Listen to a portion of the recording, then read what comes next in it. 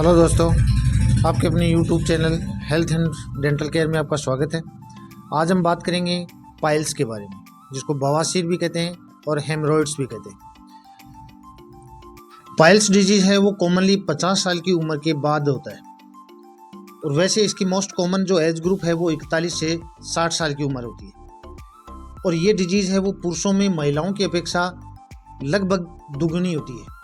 Piles है वो higher socio economic जो स्टेटस वाले लोग होते हैं उनमें ये कॉमन पाई जाती है, क्योंकि उनमें एक तो पुअर डाइटरी हैबिट होती है और दूसरी है लैक ऑफ फिजिकल एक्टिविटी भी होती है, जिसके कारण उनमें कॉन्स्टिपेशन ज़्यादा पाया जाता है और उस कारण पाइल्स की डिजीज़ है उनमें कॉमन हो जाती है।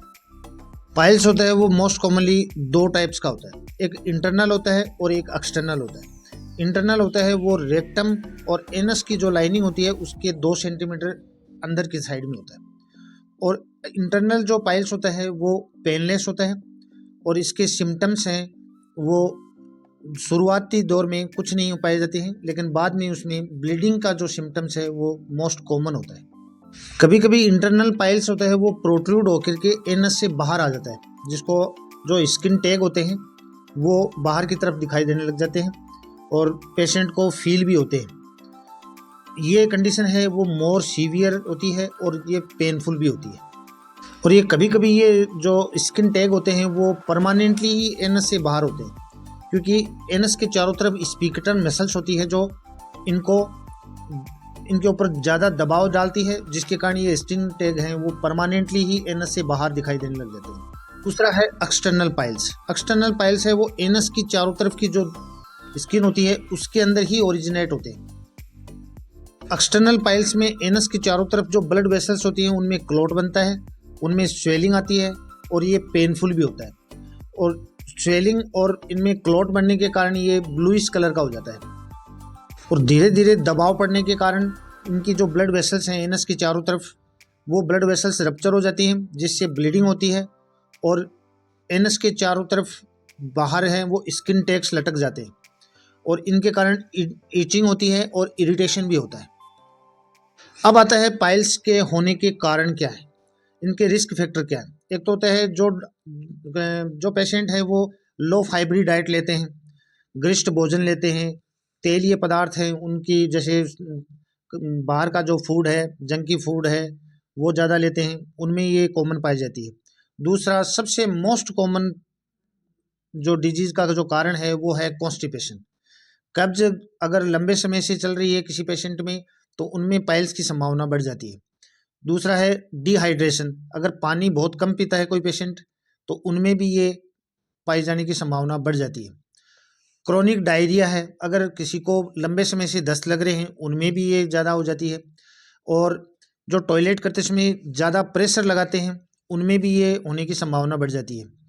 एक कारण है प्रेगनेंसी। प्रेगनेंसी में बच्चा जो फिटस होता है वो रेक्टम के ऊपर प्रेशर डालता है, उसके कारण भी पाइल्स की संभावना बढ़ जाती है। दूसरा है हार्मोनल चेंजेस भी बहुत ज़्यादा होते हैं प्रेगनेंसी के दौरान, जो वेन के ऊपर प्रेशर डालते हैं तो उनमें भी ये संभावना बढ़ जाती है। दूसरा है एजिंग, अगर एज 50 से ऊपर है तो उनमें भी ये होने की संभावना बढ़ जाती है। एक है हेरिडिटरी, किसी के माता पिता में है तो उनके बच्चों में होने की संभावना भी कुछ केस में पाई जाती है। एक है ओवरवेट, अगर वजन ज़्यादा है तो ब्लड वेसल्स हैं उनमें प्रेशर पड़ेगा, ब्लड वेसल्स रप्चर होने की संभावना उनमें ज़्यादा है, तो उनमें भी ये कॉमन पाई जाती है। अब आता है पाइल्स के सिम्टम्स क्या है। सिम्टम्स में कॉमन है जैसे पेन, दर्द होना। दूसरा है एनल एरिया के अंदर ईचिंग होना, इरिटेशन होना, और सबसे मोस्ट कॉमन है ब्लीडिंग होना, सोइलिंग ऑफ अंडरवियर, अंडरवियर है वो गीली रहती है, और बल्जिंग टिश्यू जो स्किन टैग हैं वो एनस के चारों तरफ बाहर निकल आना। ये कॉमन फैक्टर हैं जो सिम्टम्स के। अब आता है कि पाइल्स के जो ट्रीटमेंट है उनमें क्या ले। तो पाइल्स का ट्रीटमेंट डिपेंड करेगा पेशेंट की एज पे, सिम्टम्स क्या क्या आ रहे हैं, दर्द हो रहा है, ब्लीडिंग है कि नहीं है, स्वेलिंग कितनी है उनके ऊपर, और उसकी सीवियरिटी कितनी है डिजीज़ की उसके ऊपर डिपेंड करेगा। जो मोस्टली दो प्रकार के होते हैं, एक तो कंजर्वेटिव ट्रीटमेंट होता है और दूसरा है सर्जिकल ट्रीटमेंट। कंजर्वेटिव में क्या है कि एक तो होम रेमेडीज़ हैं वो भी काफ़ी हद तक इनमें दी जाती हैं। एक है होम रेमेडीज़ में, जैसे सीड्स बाथ है, गर्म पानी में टब में पेशेंट को बैठना होता है 10 से 15 मिनट के लिए, और दिन में 2 से 3 बार। और दूसरा है आइस पैक है, जो ब्लीडिंग को स्वेलिंग को कम करता है, और टाइम टॉयलेट ट्रेनिंग दी जाती है पेशेंट को।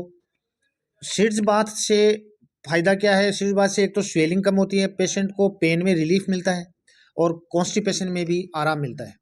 दूसरा है पेशेंट को अपनी लाइफस्टाइल है उसमें भी चेंजेस करने होंगे, जैसे खाने का टाइम शेड्यूल है वो फिक्स करना होगा, और टॉयलेट के लिए जाने के लिए भी टाइम फिक्स होना चाहिए, और ज़्यादा से ज़्यादा पानी पीना चाहिए।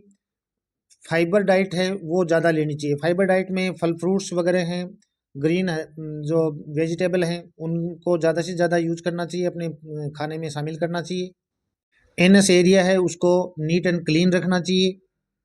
जंकी फूड है, अल्कोहल है, कॉफ़ी है, इनको अवॉइड करना चाहिए। और एक सबसे मेन इम्पोर्टेंट ट्रीटमेंट का पार्ट है वो है एक्सरसाइज। पेशेंट को डेली एक्सरसाइज करनी ज़रूरी है। पेशेंट को ज़्यादा से ज़्यादा पानी पीना चाहिए, और ऐसा भोजन नहीं करना चाहिए जिसमें कॉन्स्टिपेशन की संभावना बढ़ जाती है, जैसे आलू है, चावल है, दही है, तो उनको अवॉइड करना चाहिए, ताकि कॉन्स्टिपेशन नहीं होगा तो पाइल्स की प्रॉब्लम है वो आगे नहीं बढ़ेगी। आज के लिए बस इतना ही। कल फिर नए टॉपिक के साथ हाजिर होंगे। तब तक खुश रहो, स्वस्थ रहो। Thank you.